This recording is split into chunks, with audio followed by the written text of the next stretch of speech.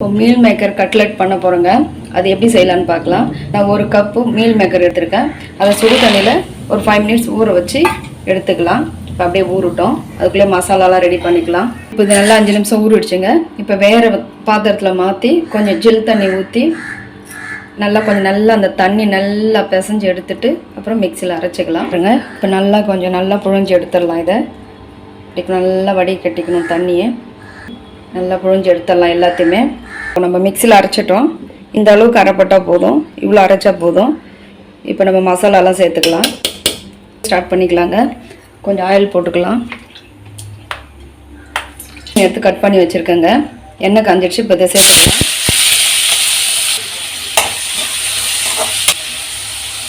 பச்சை மிளகாய் 2 பொடியாக கட் பண்ணி வச்சுருக்கேன். அதை சேர்த்துக்கலாம். கொஞ்சம் கருவேப்பிலை சேர்க்கலாம். இப்போ இதெல்லாம் சேர்த்து நல்லா மிக்ஸ் பண்ணி விட்டுக்கலாங்க. கொஞ்சம் நல்லா வதங்கணும். இஞ்சி பூண்டு பேஸ்ட் 1 ஸ்பூன் சேர்த்துக்கலாங்க. இப்போ இதையும் சேர்த்து நல்லா கொஞ்சம் மிக்ஸ் பண்ணி விட்டுக்கலாம். கொஞ்சம் கரம் மசாலா சேர்த்துக்கலாம். 1 ஸ்பூன் மல்லித்தூள் சேர்த்துக்கலாம். 1 ஸ்பூன் மிளகாத்தூள் சேர்த்துக்கலாம். இப்போ இதையும் சேர்த்து கொஞ்சம் நல்லா வதக்கலாம். ஒரு 1/4 டீஸ்பூன் மஞ்சள் தூள் சேர்த்துக்கலாம். இப்போ நம்ம அரைச்சி வச்சுருக்க மீன் மேக்கரும் சேர்த்து வதக்கிக்கலாம்.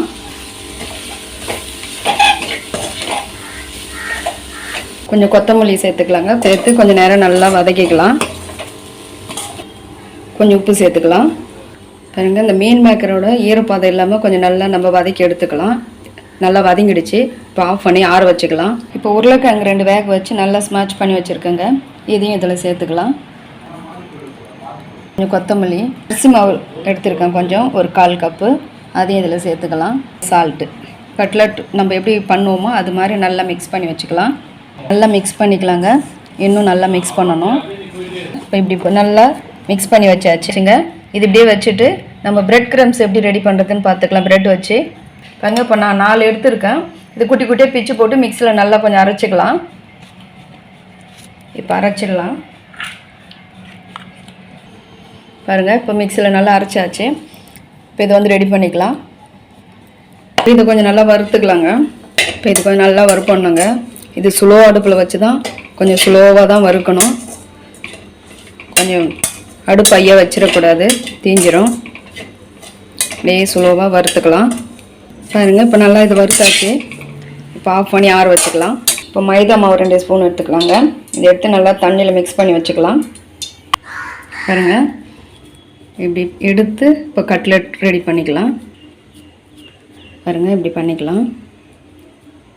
பாருங்கள், இப்போ மைதா மாவு 2 ஸ்பூன் எடுத்து தண்ணியில் நல்லா மிக்ஸ் பண்ணி வச்சுருக்கேன். இதில் நல்லா மிக்ஸ் பண்ணிட்டு இப்படி நல்லா மிக்ஸ் பண்ணிக்கலாம். இதை மேலே இருக்கிறதெல்லாம் கொஞ்சம் அப்படியே தள்ளி விட்டுடலாம் லைட்டாக கையில்.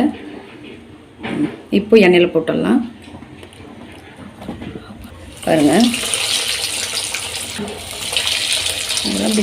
இப்படி திருப்பி விட்டுக்கலாங்க. சீக்கிரமாக ரெடி ஆகிடும். இப்படி திருப்பி விட்டு வேக வச்சுக்கலாம். இன்னும் ரெடி பண்ணிக்கலாம் அதே மாதிரி. இப்படி ஒன்று ஒன்றா எல்லாமே இப்போ எண்ணெயில் போட்டு எடுத்துக்கலாங்க.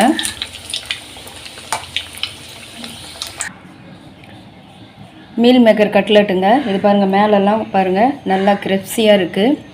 இது மாதிரி நீங்களும் செஞ்சு பாருங்கள். இந்த வீடியோ உங்களுக்கு பிடிச்சிருந்தா லைக் பண்ணுங்கள், ஷேர் பண்ணுங்கள், சப்ஸ்கிரைப் பண்ணுங்கள். தேங்க்யூ.